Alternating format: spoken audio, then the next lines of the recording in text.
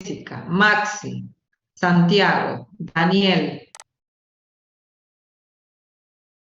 Aníbal Cruz, Lilén, Mari Morejón, Cristian, Álvaro, Araceli, Alberto, Francisco, Daniela Tapia, Tomás Moro, Emiliana, Javier, Fernanda Figueroa, Centella Federico y Joaquín Saavedra. Listo, listo, ahí está la captura. Buenísimo. Paso a explicar cómo vamos a trabajar en estos talleres. Mi idea es ustedes saben que vivo en Tilcara, ¿no es cierto? Entonces se me complica a veces poder llegarme hasta acá, pero creo que podemos cada 15 días quizás tener una clase presencial, ¿de acuerdo? Inclusive también el taller, que me parece que nos acerca un poquito más. Entonces, bueno, como para ir combinando, ¿no? Hacer como una bimodalidad. Estoy viendo de conseguir un aula para los días miércoles. Todavía no hay posibilidad, pero bueno, estoy gestionando eso para que podamos cada 15 días, aunque sea, encontrarnos presencial para los talleres también. ¿De acuerdo? Bien, vamos a ver de acuerdo a la disponibilidad de las aulas. Ese es el único problema. ¿Cómo vamos a manejarnos? He anotado gente que va a leer. Todas las clases vamos a hacer lo mismo. Vamos a leer. No leo bien, leo más o menos, me trabo, me pongo nervioso, no sé cómo leer las palabras en inglés, no sé cómo leer las palabras, no importa, leemos igual. ¿Sí? Va a empezar a leer Agustín, sigue leyendo Emilia, Martín, Rodolfo y Javier. Agustín, gracias. Emilia ya sabe que tiene que seguir, o sea que tiene que estar súper atenta. ¿De acuerdo? Y así cada uno de ustedes. ¿Sí? A veces ustedes han visto que o se tilda el Zoom o nos congelamos. Si yo no muevo el texto, ustedes díganme, profe, el texto sigue igual, porque a veces yo lo muevo, como tengo también una computadora o un mouse que a veces funciona genial y otras veces demora en subir y bajar. Si ustedes ven que no se mueve el texto, me dicen, profe, el texto, subirlo, bajar. Es decir, vamos a trabajar en colectivo, en comunidad, ¿se entiende? Para eso necesito que todos estemos atentos. Alguien se cae, de los presentes, las presentes, les presentes. Me avisan. Profe, Daniela estaba y se cayó y ahora ya vuelve a ingresar. A Daniela le voy a dar ingreso al aula. La gente que no está o que llega tarde, no. ¿De acuerdo? Porque es un espacio que necesita justamente de que tengamos estabilidad, cierta intimidad, digamos, y además que cuidemos los tiempos. No puedo estar todo el tiempo, llegó o no llegó. Si el que llega 5 minutos al final o el que llega al medio se perdió la mitad de la lectura del texto, digamos, ni entienden dónde estamos, ¿se entiende? Es como que nos sentamos a leer si estuviéramos en el aula, nos sentaríamos en círculo. Imagínense que alguien llega tarde. ¿Y dónde entra, digamos? Tenemos que mover todo el círculo, hacerle lugar con las sillas, ¿se entiende? Entonces, no. Por ese motivo, no. ¿Sí? Seguimos. Diccionario en mano, dije. ¿Qué significa diccionario en mano? Google, en diccionario en papel, lo que fuera. Yo no voy a responder las palabras que ustedes no saben, las van a responder ustedes. ¿Y eso qué significa? Pregunta cualquiera. Está leyendo el compañero Agustín y pregunta Francisco. Profe, ¿y eso qué significa? Bueno, a ver, yo te digo, y responde Joaquín. ¿Se entiende? Como si estuviéramos en un aula, ¿de acuerdo? Tratando de no pisarnos, pero así, participativamente todos y todas, todos. Bueno, diccionario en mano, entonces. No sé pronunciar inglés, no sé pronunciar francés. Gente, ¿saben qué? Cuando uno no sabe cómo se pronuncia, se lee textual para la vida. Nadie dice que tenemos que saber ni inglés, ni francés, ni japonés. Bueno, japonés estamos complicados, ¿no? Pero se lee como se escribe. ¿De acuerdo? Entonces no se queden ahí preocupados por la pronunciación. En todo caso, si quieren, después la buscan. A medida que vamos leyendo, ¿sí? La primera parte vamos a ver que es más descriptiva. En un momento van a empezar a aparecer discusiones, temas, van tomando nota de qué les interesa trabajar sobre eso, o qué les parece, les llamó la atención, cómo lo dijo, qué estamos pensando. Cada uno va a ir construyendo su propio personaje en relación al texto, ¿de acuerdo? Bueno, empezamos el día de hoy, ¿sí? Con... ¿qué que alguno de ustedes cuente quién es Jean-Paul Sartre y cuál ha sido el contexto en que escribió la obra. ¿Quién quiere ir por un más? Eso era trabajo práctico, ¿no? En foro. ¿Quién va, gente? ¿Nadie? Bueno, ya empezamos con un 1. Yo ¿Profe? podría hacerlo, profe. Bueno, Rodolfo, dale. Rodolfo, y después, ¿quién sigue? Que me dijo, profe. Yo, profe. Osorio ¿Quién? No Chong. ve. ¿Dónde? Sí, Osorio ¿Fernanda? Chong. Sí. Ah, Fernanda. Ah, bueno, pero apareces como Débora ahí. Te Sí, cambio. pasa que recién me conecté con otra cuenta. Bueno, ahí te cambio, Fernanda. Bien, listo. Entonces, te escuchamos a Rodolfo y después a Fernanda. Tratemos de hacerlo más o menos breve, ¿sí? Para contar a los compañeros. Recuerden cómo funcionamos. Funcionamos como diálogo, funcionamos en conversación, no en exposición. Yo quiero que el otro, la compañera, el compañero y compañera me entienda. No quiero mostrar que sé, quiero que el otro me comprenda, ¿sí? Listo, vamos, Rodolfo. Bueno, Jean-Paul Sartre nació el 21 de junio de 1905 en Francia. Fue una persona que durante su vida pasó por varios sucesos muy importantes, por ejemplo, la Segunda Guerra Mundial, el cual que eh, este, en su momento trabajó como militar, meteorólogo para la milicia francesa. Él cae, cuando Alemania conquista Francia, en- lo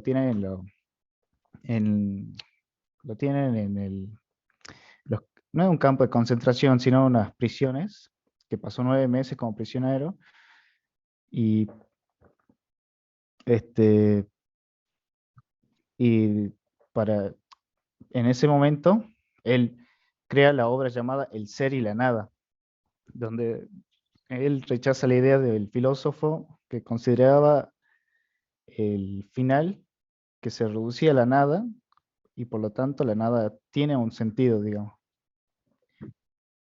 O sea, Sartre entendía que las cosas, o sea, que la nada era irrealista y que el humano existe como cosa en sí, pero como en conciencia también.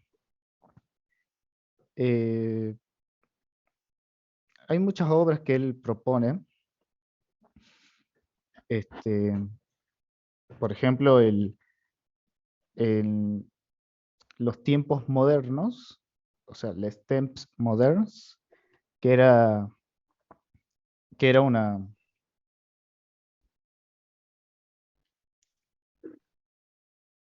era una radio en la cual ellos trabajaban, donde donde él siempre ponía todos todas sus obras. De entre ellas Sí. sale Los Caminos de la Libertad, La Edad de la Razón, la de Los Caminos de la Libertad, que se divide en las tres obras: La Edad de la Razón, El Aplazamiento y La Muerte del Alma. No, sí, La Muerte del Alma. Se decía que había una cuarta obra llamada La Última Oportunidad, pero el autor nunca la terminó. Se tienen fragmentos de ella nomás, de las revistas de los tiempos modernos. Además, Sartre era marxista, comunista. eh, Criticaba los idealismos de Estados Unidos de ese tiempo y sostenía que la Unión Soviética era el Estado revolucionario. Él visita la Unión Soviética eh, después de la muerte de Stalin y para encontrar donde él afirma que eh, encontró una libertad completa a la crítica. Luego, Está bien ahí, Rodolfo. Le escuchamos a Fernanda ahora, ¿sí? bueno, profe. Buenos días. Bien. Hola, Lo Fernanda. que yo había encontrado de Sartre, lo que tenía, él, digamos, fue uno de los precursores del nuevo existencialismo. Era el existencialismo, sería el que estaba fuera del existencialismo que se explicaba por la existencia de Dios, que lo que lograba, lo que quería proponer era por qué existe el hombre y en qué contexto el hombre se desarrolla y va desarrollando su forma de existir. Esto es muy relacionado a su obra, que es la que usted puso en el aula habitual, que es acerca de cómo vive el personaje eh, de acuerdo a la situación, él se va adaptando y cómo va desarrollando su propio camino, como título del libro, el camino de la libertad. Por otra parte, eh, bueno, yo lo sabía relacionar mucho con Descartes, pero resulta que después investigué un poco más y tendría un conocimiento muy distinto al de Descartes. Descartes decía, pienso y luego existo. Él más bien va a decir, existo eh, a, a partir de lo que pienso en el contexto actual. Él desarrolló esta obra en medio de una guerra, una transición de la guerra, y va a terminar recién de escribirlo, creo que a mediados de 1945, que es justamente cuando ya termina la Segunda Guerra Mundial. Bien, Fernanda, muchísimas Sí, gracias. Dejamos hasta acá, ¿sí? bien, Con la presentación que han hecho los compañeros. La presentación que han hecho los compañeros está bien, está muy bien.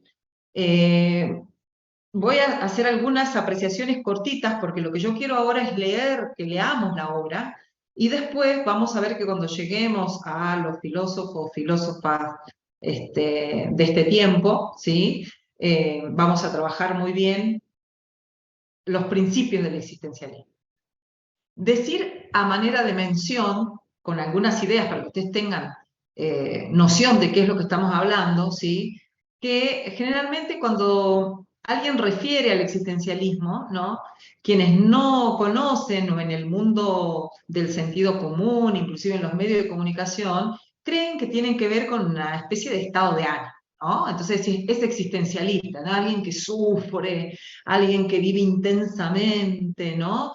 Que la vida, digamos, atraviesa y se preocupa por los problemas, pero además en sentido filosófico, digamos, por los problemas que nos acucian, por las situaciones límites, ¿no? Así como todo de repente nos atraviesa. Una obra de Sartre que expresa mucho esto, que es muy linda y es cortita, es La náusea. Yo también se las recomiendo siempre.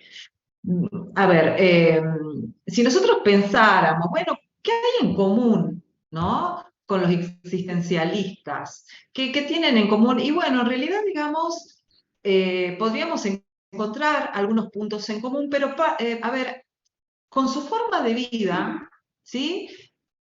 Hay distintas formas de existencialistas en su misma vida, por ejemplo, ¿no? Kierkegaard era cristiano,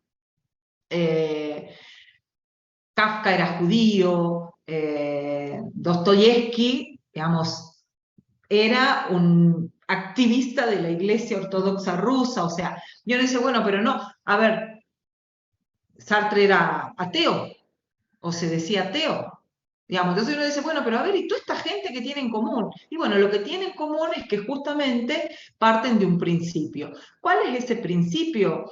Que la existencia precede a la esencia. Y ahí piensen ustedes en Aristóteles, ¿no? Que ayer estuvimos conversando a las compañeras y compañeros. Bueno, ¿qué significa este precepto?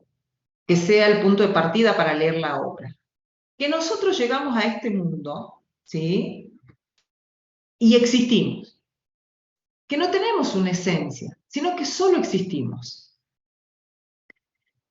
Y fíjense que ¿por qué los caminos de la libertad? Porque Sartre, de alguna manera, ¿sí? Nos quiere decir que pareciera ser en este tomo 1, porque hay una variación después en los otros Sartre, pero pareciera ser que nos quiere decir en este tomo 1 que vamos a tener la libertad de decir qué hacer con nuestra vida. Y sobre eso vamos a conversar en esta obra. Entonces, comparto pantalla y empieza a leer. Vamos a ir directamente a la obra porque espero que ustedes lean los preliminares, si no, no vamos a tener tiempo. Ya con esta introducción se nos ha hecho cortito el tiempo. ¿Vamos? Listo. Te escuchamos, Agustín. Pregunta, duda de palabra, ahí nomás preguntan y alguien ya está buscando en el diccionario. ¿Sí? Agustín, te escuchamos.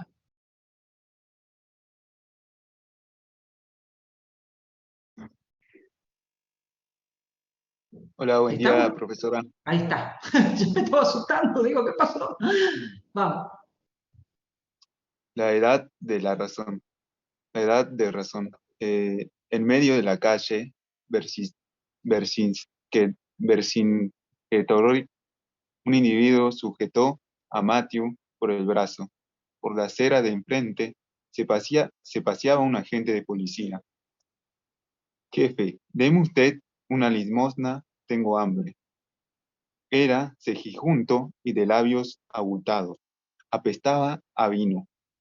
¿No será sed lo que tienes? Preguntó Matthew. Te juro que no, amigo, dijo dificultosamente el individuo. Te lo juro. Matthew halló en sus bolsillos una moneda de 5 francos. Te advierto que me importa un bledo.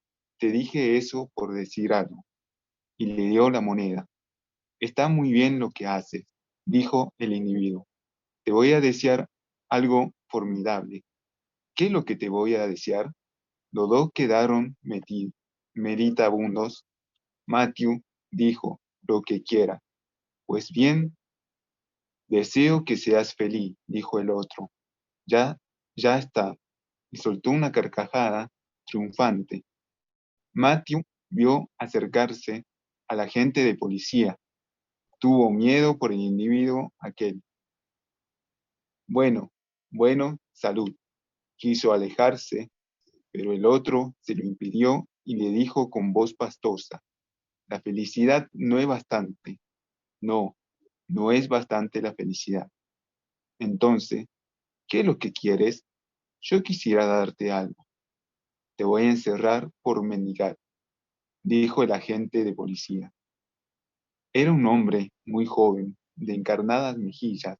Pretendía mostrarse severo.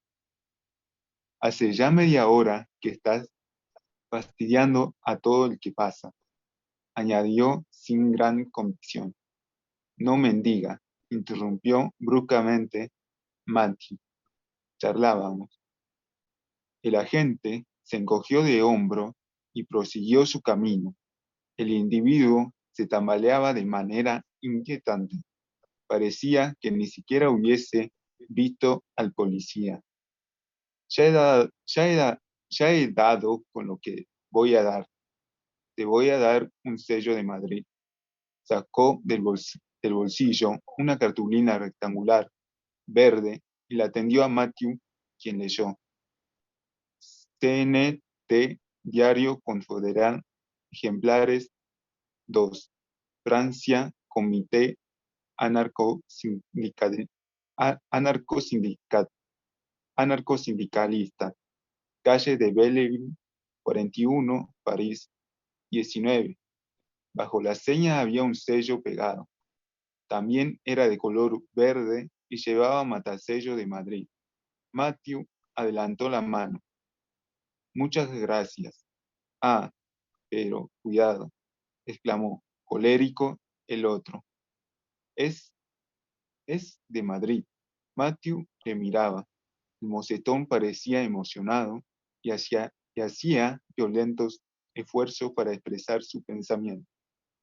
Renunció por fin a ello y se limitó a decir, Madrid, sí, quisiera poder ir allí, te lo juro, pero las cosas no se han arreglado. Su rostro se había ensombrecido. Dijo, espera, y pasó lentamente el dedo sobre el sello. Está bien, puedes cogerlo. Gracias. Matthew avanzó algunos pasos, pero el otro le llamó. ¿Qué? preguntó Matthew. El individuo le mostraba a lo lejos la moneda de 5 francos. Un tipo acaba de largarme 5 francos. Te convido a un ron. Esta noche no. Matthew se alejó, lamentándolo vagamente en su vida. Hubo una época en la que se arrastraba por la calle, por los bares, con todo el mundo, y cualquiera podía invitarlo. Pero aquello ya acabó. Ese estilo de mañas no producía nunca nada. ¡Qué bromista! Tenía ganas de ir a España para pelear. Matthew apresuró el paso y pensó irritado. En todo caso, nada teníamos que decir. Sacó del bolsillo la cartulina verde. Esta es pedida desde Madrid, pero no está él dirigida. Quizá le haya sido entregada por alguien. La ha palpado muchas veces antes de dármela porque procedía de Madrid. Recordaba el rostro del mocetón y la expresión que había adoptado al mirar el sello. Una rara expresión apasionada.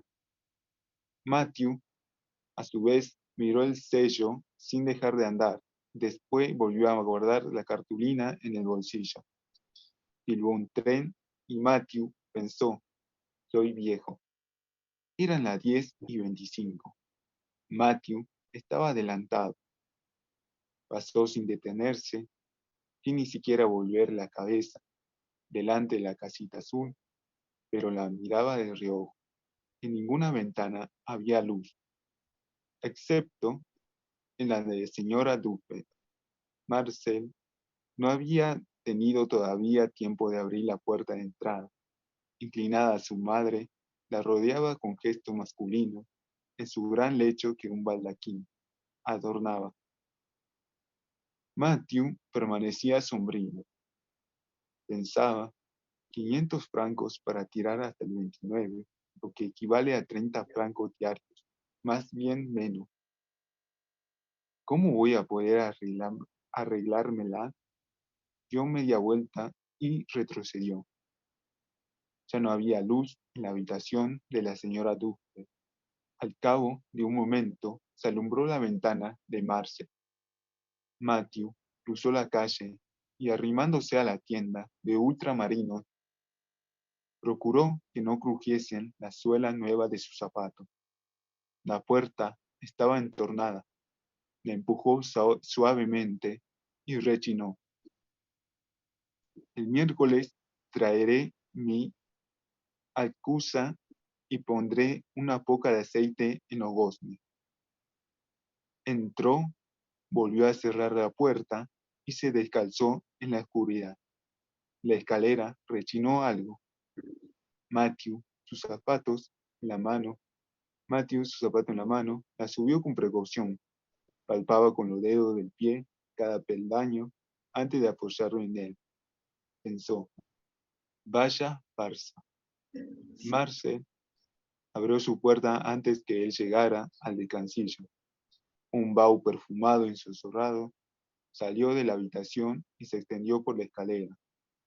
Marcel se había puesto su camisa verde. Matthew vio transparentarse la tierna y gruesa curva de su cadera. Entró, siempre le parecía que penetraba en una concha. Marcel cerró la puerta con llave. Matthew fue hacia el armario grande, empotrado en la pared. Lo abrió y metió en él sus zapatos. Después miró a Marcel y se dio cuenta de que algo anormal ocurría. Gracias, gracias Agustín. Emilia. ¿Te pasa algo?, preguntó en voz baja.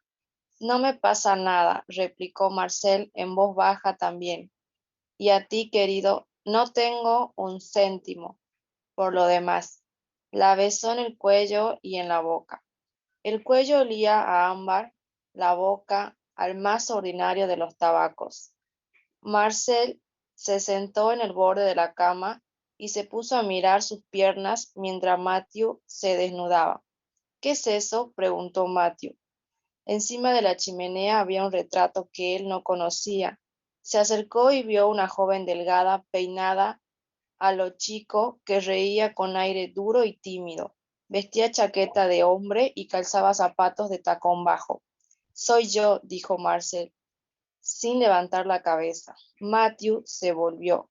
Marcel arremangó su camisa sobre sus gruesos muslos y al inclinarse hacia Matthew, dejó adivinar bajo la camisa la flacidez de su abultado pecho. ¿Dónde has encontrado eso? En un álbum. Es del año 28. Matthew dobló cuidadosamente su chaqueta y la metió en el armario junto a sus zapatos. Preguntó, ¿ahora te dedicas a contemplar álbumes de familia? No, pero no sé por qué hoy me ha dado por recordar cosas de mi vida. ¿Cómo era antes de conocerte cuando no estaba enferma? Dámela. Matthew acercó la fotografía que ella arrancó de sus manos. Él se sentó junto a ella, que sintió un escalofrío y se separó un poco. Marcel miraba la foto sonriendo vagamente. Estaba risible, dijo ella. La joven aparecía rígida, apoyada en la verja de un jardín. Tenía la boca abierta, también parecía decir está risible, con igual desenvoltura torpe, idéntica audacia sin aplomo, pero estaba delgada y era joven. Marcel movió la cabeza. Risible, risible. Fue tomada en el Luxemburgo por un estudiante de farmacia. ¿Te has fijado en el blusón que llevo? Me lo había comprado aquel mismo día, porque debíamos hacer una excursión a Fontainebleau el domingo siguiente. Dios mío, debía de recordar algo no muy grato, porque jamás sus gestos fueron tan bruscos, ni su voz tan entrecortada, tan masculina. Estaba sentada en el borde de la cama, peor que desnuda, sin defensa, como un gran trazo al fondo de la habitación rosa, y hasta causaba pesadumbre oírla hablar con hombrura voz al tiempo que su cuerpo exhalaba un olor amargo. Matthew la cogió por los hombros y la trajo hacia sí. ¿Echas de menos aquellos tiempos? Marcel replicó secamente. Aquellos tiempos no. Echo de menos la vida que hubiese podido llevar. Había comenzado sus estudios de química y los interrumpió su estado de salud. Matthew pensó, diríase que me echa la culpa. Entreabrió los labios para interrogarla, pero miró sus ojos y nada dijo. Contemplaba ella la fotografía con mirada tensa y triste. He engordado, ¿verdad? Sí. Marcel se encogió de hombros y arrojó la fotografía sobre el lecho. Matthew pensó, la verdad es que arrastra una vida siniestra. Quiso darle un beso en el carrillo, pero ella se lo impidió sin brusquedad, con nerviosa risita diciendo, hace de eso 10 años. Matthew pensó, yo no le doy nada. Venía a verla 4 noches por semana. Le contaba minuciosamente todo lo que había hecho y ella le daba consejos con voz seria y ligeramente autoritaria. Solía decir a menudo, vivo por poder. Preguntó él, ¿qué hiciste ayer? ¿Saliste? Marcel hizo un gesto de cansancio y concluyente. No, me encontraba cansada. Leí un poco, pero mamá me interrumpía constantemente para que fuese a la tienda. Y hoy he salido, respondió ella con aire taciturno. He sentido la necesidad de tomar el aire, de condenarme con la gente. Bajé hasta la calle de Gaité, eso me distrajo y además quería ver a André. ¿La has visto? Sí, 5 minutos porque empezó a llover. Es un mes de junio muy raro. Por otra parte, me parecían innobles las caras de aquella gente. He cogido un taxi y he vuelto a casa. Preguntó con desgana. ¿Y tú? Matthew no tenía ganas de contar nada, por lo que se limitó a decir, Estuve ayer en el liceo para dar mis últimas lecciones. Comí en jaques, estaba mortal, según costumbre. He pasado esta mañana por el economato para ver si podían adelantarme algo. Parece que no se hace. Y sin embargo, en Baubas yo me las atendía bien con el encargado. Después he visto a Ivich. Marcel levantó los ojos y le miró. A él no le gustaba hablar de Ivich, pero siguió hablando. Se ha torcido ahora un poco, porque la voz de Marcel había recobrado su firmeza y el rostro su expresión razonable y masculina. Parecía un grueso levantino. Él susurró: la van a catear. ¿Me habías dicho que se aplicaba? Pues sí, a su manera, es decir, permaneciendo horas enteras completamente inmóvil ante un libro, pero ya sabes cómo es, tiene evidencias cual las locas. En octubre llevaba bien su botánica y el catedrático estaba satisfecho. Luego, de repente, ella se dio cuenta de que se hallaba frente a un tipo calvo hablando de los celenterios, lo que le pareció una bufonada, y pensó: al diablo los celenterios. Y el tipo aquel ya no logró hacerle decir ni una palabra. Extraña muchachita, dijo soñadora Marcel. En todo caso, añadió Matthew, temo que esta vez vuelva a ser una de las suyas o que invente algo, ya verás. No era falso aquel tono de indiferencia protectora. Él decía todo lo que con palabras podía expresarse, pero había algo más que palabras. Titubeó un momento y desalentado bajó la cabeza. Marcel no ignoraba en absoluto su afecto hacia Ivich. Incluso hubiese aceptado que la quisiese. En resumen, solo exigía una cosa, precisamente que hablase de Ivich en el tono que él lo hacía. Matthew continuaba acariciando la espalda de Marcel y ésta empezaba a languidecer. Le gustaba que le acariciase la espalda, particularmente en los omóplatos y en la cintura, pero de pronto se desprendió de él y el gesto de su rostro se endureció. Matthew le dijo: Gracias, Emi. Vamos con Martín.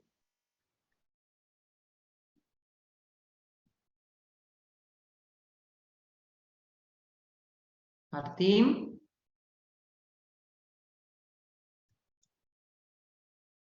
¿Está?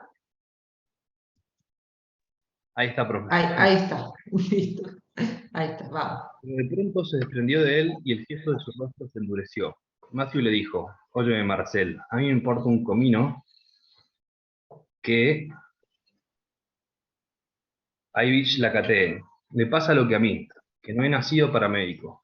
De todos modos, aunque la aprobaran, se desmayaría a la primera disección y no volvería a poner los pies en la facultad. Pero si esta vez las cosas no se arreglan, acabará haciendo cualquier idiotez, porque en caso de fracaso, la familia no querrá que vuelva a empezar. Marcel le preguntó con voz concreta: ¿a qué clase de idiotez te refieres? ¿Qué sé yo?, contestó él, turbado. Te conozco muy bien, amiguito mío. No te atreves a reconocerlo, pero temes que se pegue un tiro. Y sin embargo, te atreves a decir que tienes horror a lo novelesco. Cualquiera diría que nunca has visto su piel. A mí me daría miedo romperla con solo pasarle el dedo por encima. ¿Acaso te imaginas que las muñecas que tienen esa clase de piel van a estropearla a fuerza de tiros? Yo puedo imaginármela desmadejada en una silla, las greñas cubriendo su rostro y fascinada por un lindo revólver colocado ante ella. Muy ruso. Pero figurarme otra cosa, no y 1000 veces no. El revólver, querido, se ha hecho para nuestras pieles de cocodrilo. Apoyó su brazo en el de Matthew. Este tenía la piel más blanca que la de Marcel.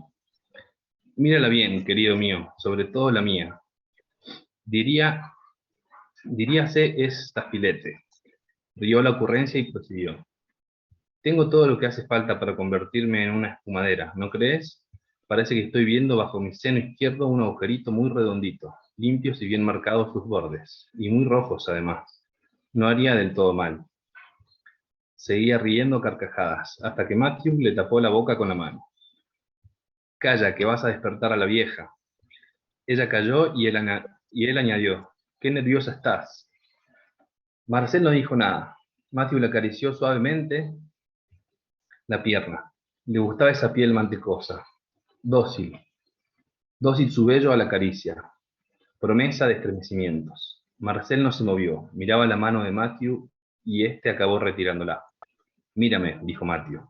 La vio ojerosa un instante, el tiempo justo de captar una mirada altiva y desesperada. ¿Qué te pasa? No me pasa nada, contestó ella sin mirar de frente. Siempre pasaba lo mismo con ella. Parecía como si algo la impidiese hablar. Pronto no podría contenerse. Estallaría. No había nada que hacer para impedirlo. Únicamente matar el tiempo hasta que llegase ese momento. Matthew temía esas explosiones silenciosas. La pasión de aquella habitación concha era insostenible porque había que expresarla en voz baja y sin gestos, para no despertar a la señora Doffet. Matthew se levantó, se dirigió al armario y sacó la cartulina del bolsillo de su chaqueta. Toma, mira esto. ¿Qué es eso? Hace un rato me la ha dado un individuo en la calle. Su aspecto era simpático. Le he dado algún dinero. Marcel cogió la cartulina con indiferencia, y como Matthew se sintiera ligado a aquel individuo por algo así, cual una complicidad, añadió. Para él esa cartulina tenía su significado. ¿Era un anarquista? No lo sé. Quiso que bebiera un vaso con él. ¿Y lo has rechazado? Sí. ¿Por qué? Preguntó Marcel negligentemente. Podría haber sido divertido. Bah, dijo Matthew. Marcel irguió la cabeza y miró el reloj con aire miope y divertido. Es curioso, dijo. Siempre me irrita que me cuentes cosas como esa, y sabe Dios lo que ahora abundan. Tu vida está llena de ocasiones perdidas. ¿A eso le llamas tú una ocasión perdida?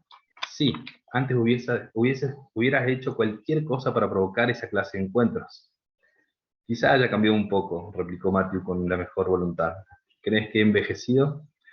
Tienes 34 años, se limitó a decir Marcel. 34 años.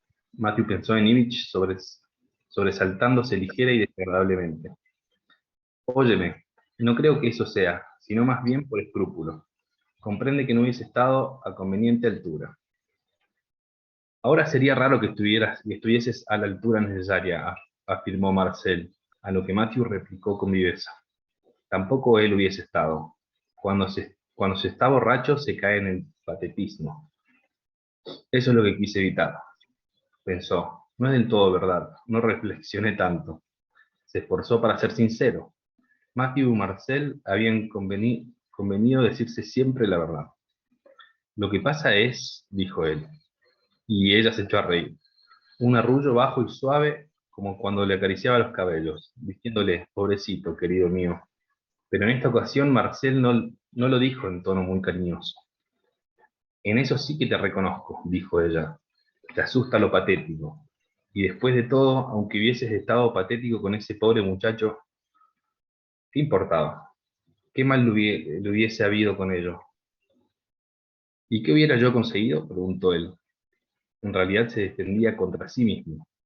Marcel se rió sin ninguna amabilidad. Me está provocando, pensó Matthew desconcertado. Se juzgaba pacífico y algo embrutecido, pero de buen humor y sin ganas de discutir. Escucha, dijo, haces mal dramatizando esta historia. Realmente me faltaba tiempo para venir a verte. Tienes mucha razón, dijo Marcel. Tienes mucha razón, apoyó Marcel. La cosa no tiene ninguna importancia, absolutamente ninguna. Sin embargo, no deja de ser sintomático. Matthew tuvo un sobresalto. Si cuando menos ella le hubiese empleado términos tan desagradables. Anda, no te pares, dijo él. ¿Qué encuentras interesante en este asunto? Pues es bien sencillo, respondió Marcel. Siempre aparece tu famosa lucidez. Eres muy divertido, querido. Tienes tal miedo de engañarte tú mismo que serías capaz de rechazar la aventura más bella del mundo, antes que correr el riesgo de mentirte. Así es, tú lo sabes, reconoció Matthew. Hace mucho que lo sabemos. Pero la encontraba injusta. Tal lucidez, detestaba la palabra que Marcel había adoptado desde hacía algún tiempo, El pasado invierno fue urgencia, porque las palabras no las hacía durar más de una temporada. La tal lucidez a la que juntos se habían acostumbrado y de la que recíprocamente eran responsables, era nada menos que el sentido profundo del amor de entrambos. Cuando Matthew se comprometió con Marcel, renunció para siempre a todo pensamiento de soledad, aquellos lozanos pensamientos, umbrosos y tímidos, que antaño se deslizaban en él con la furtiva vivacidad de los peces. No podía amar a Marcel sino en plena lucidez. Ella era su lucidez, su compañero, su testigo, su consejero, su juez. Si yo me mintiera, dijo él, experimentaría la sensación de mentirte a ti al propio tiempo. Eso me sería insoportable. Desde luego, dijo Marcel sin convicción. No pareces estar muy convencida. Pues sí, replicó blandamente. ¿Crees que miento? No, pero en fin, cualquiera sabe. Sin embargo, creo que no. A pesar de todo, ¿sabes lo que pienso? Que vas camino a esterilizarte un poco. Se me ha ocurrido hoy. En ti todo huele a neto y a limpio, a colada. Parece como si hubieses pasado por la lavadora, pero careces de sombra, no hay nada inútil, ninguna vacilación, nada sospechoso. Es tórrido, y no digas que todo lo haces por mí. Si es tu pendiente, te gusta analizarte. Gracias, Martín. Vamos con Rodolfo. Matthew seguía desconcertado. Marcel se mostraba a menudo bastante dura. Siempre estaba en guardia, un poco agresiva, un poco desconfiada.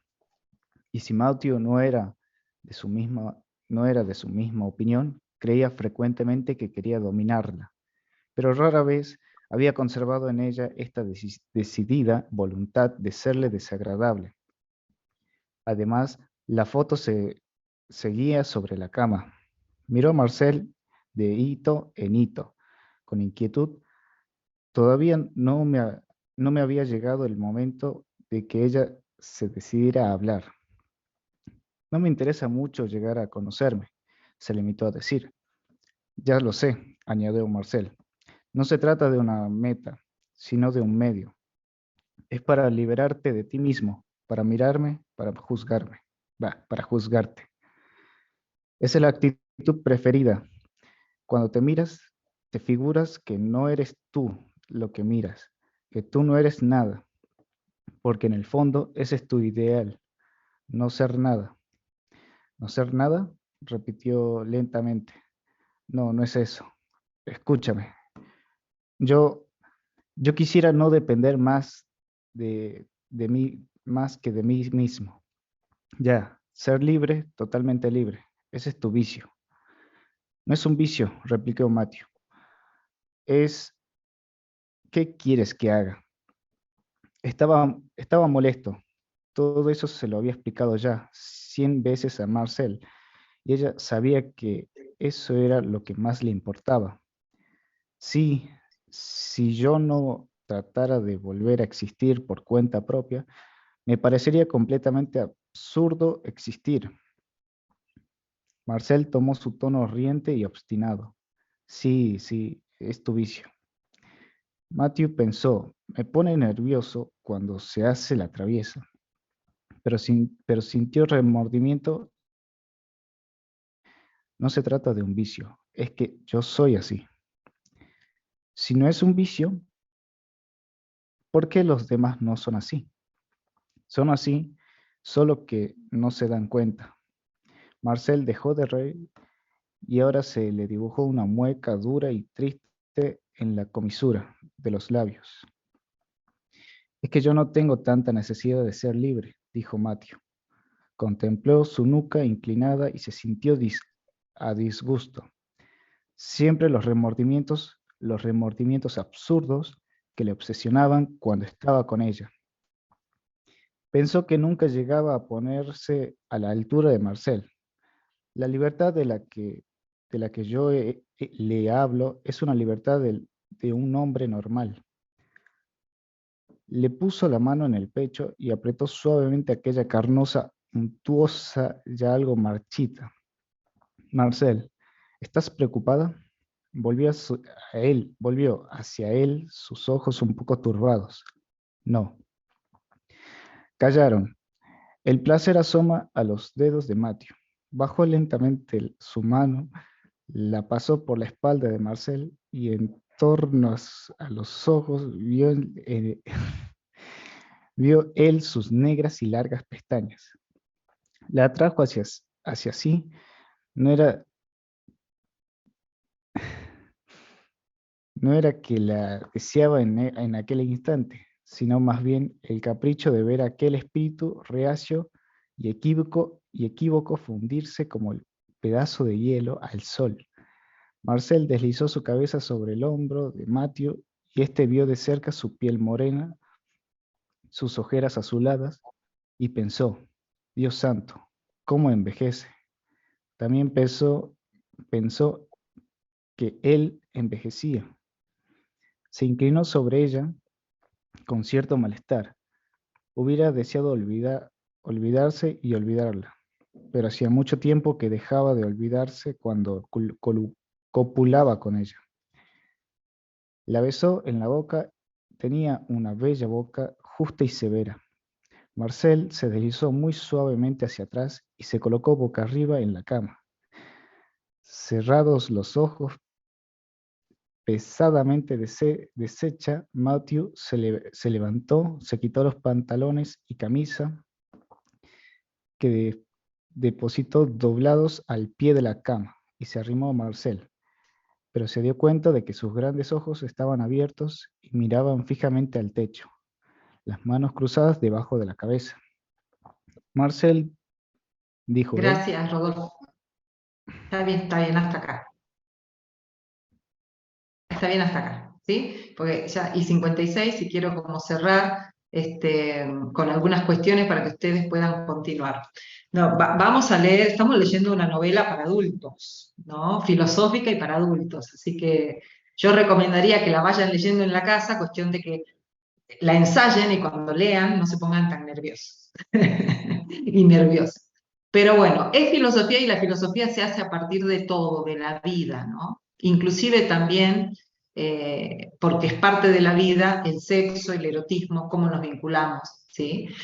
Tarea, van a terminar de leer este capítulo, ¿sí? Vamos a terminar de leer este capítulo y yo voy a darles para la próxima semana, ¿qué es lo que vamos a hacer siempre? Que es lo que se llama control de lectura. No me gusta la palabra control de lectura, sino más bien vamos a ponerle estado de la lectura, ¿sí? Yo le voy a poner de esa manera y ahí eso va a ser individual. Al terminar el capítulo, cada uno de ustedes va a hacer una reflexión sobre el capítulo. Yo voy a leer y me voy a dar cuenta de quiénes están leyendo el libro. ¿Por qué? Porque la lectura de un texto, ¿sí?, de cualquier libro, cualquier novela, tiene apreciaciones muy subjetivas. Y hay algunas que son de manual, de Google, ¿sí?, y las conozco a todas. Es decir, después de casi 20 años de docencia, empecé a ser docente muy joven, a los 22, 23 años, imagínense, ya una desarrolla como cierto olfato para saber cuándo hay alguien que ha leído del otro lado y cuándo hay alguien que está fingiendo que ha leído, ¿sí?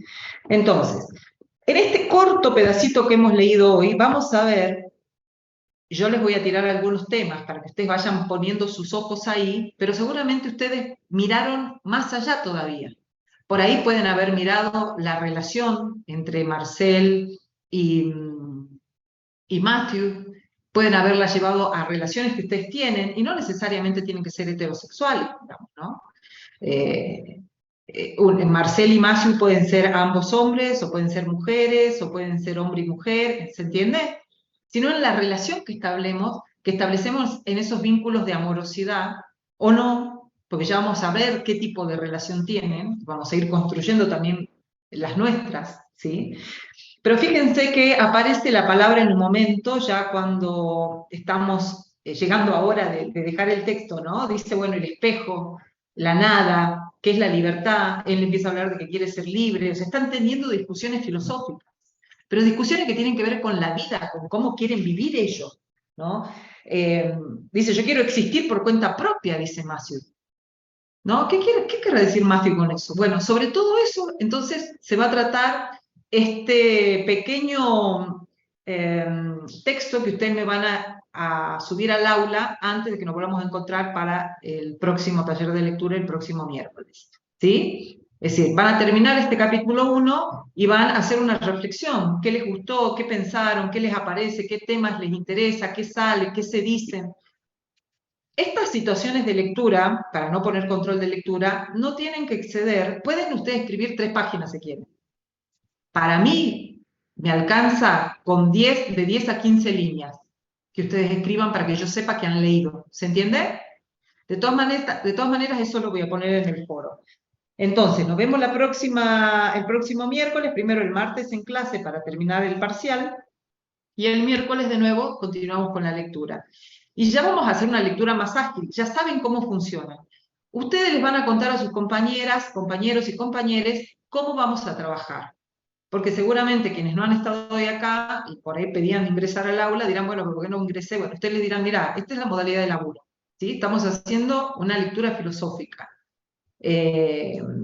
Sobre algunos temas, digamos, que van apareciendo, yo lo que creo es que hay que abordarlos desde el punto de vista filosófico, para que no nos generen espanto, ¿no? Porque no es asombro, es espanto, ¿no? Es decir, como que hay ciertos temas que, claro, generalmente pareciera que fuesen literaturas de la intimidad en la casa, ¿no? Bueno, nosotros estamos trayendo un texto filosófico, es una novela filosófica, ¿sí? Pero la vamos a traer y la vamos a tratar con altura, con nivel filosófico, todos los temas, ¿de acuerdo? Listo, habiendo cumplido las 11 de la mañana, yo ya tomé asistencia, tomé la captura, nos vemos la próxima semana. Adiós, prendan las cámaras para saludar. Leído el texto, aprovechen para leerlo, van a ver que el texto es fácil, han visto, ya lo deberían haber leído, que yo les dije que lean hasta el capítulo 2, pero se ve que no han leído nada. Pero van a ver que cómo ya nos empieza a tirar el autor, porque es un escritor maravilloso, ¿sí? Y nos empieza a meter en su diálogo. Es un texto precioso, gente, precioso. Y además ustedes van a poder decir, leí Los Caminos de la Libertad, ¿sí? Así que anímense. Ahora sí, adiós. Adiós, profesor. Chao. Hasta luego, profe. Adiós, profe. Chao, chao. Ahí voy con mi captura final. Listo. Uy. Chao, chao. Cierro.